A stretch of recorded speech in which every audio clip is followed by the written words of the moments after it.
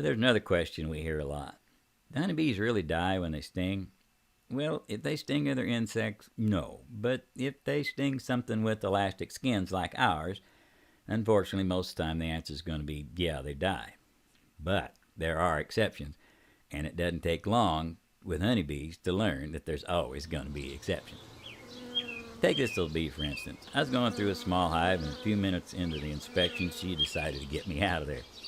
At this point, she's about a minute into trying to get her stinger free. She's not about ready to fly off and leave part of herself stuck in my arm. Normally, she'd have stung me, and the stinger's barbs would have caught in my skin as she pulled away, and the tip of her abdomen with the stinger and the venom sac, sometimes even some of her insides, would be stuck in my skin.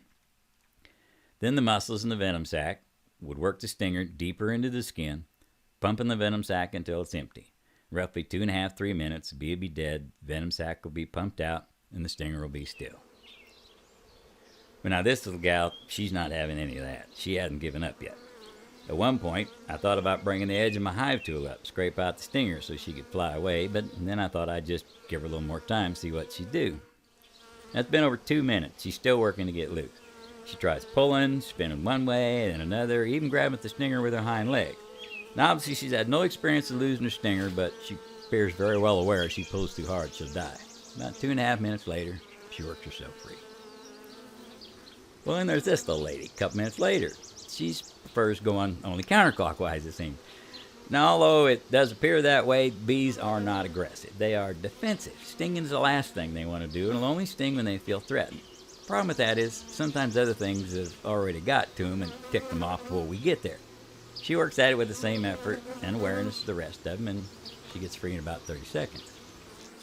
Well, this little gal, just a couple minutes later, again in the same hive, she's really getting after it. She seems to prefer going only clockwise. Now, don't you think it's odd that the barbs hold the stinger so tight it can't be pulled out, but it won't twist off, no matter which way or how many times they spin around? It takes her only 25 seconds to get free. The only thing I did different was give them time to get loose. So wait a minute, that's it. Maybe if I could just talk all you folks into waiting and letting the bees spin around for a while rather than slapping at them right away when they sting, just think of how many more bees would get free and be alive just like this. And are you with me on this? And see, we could use slogans like, just give them time and they'll be fine, or don't slap that bee, give them time to work free. You think? Yeah, probably not. It's all right. Anyway, in the meantime, just please remember, bees don't fly out of their hive looking for somebody to sting. The sole desire of a honeybee is to fly out, bring back food and supplies to their colony, and then fly back out and do it all over again. You know, the way things are anymore, that can be pretty challenging for them. So the challenge for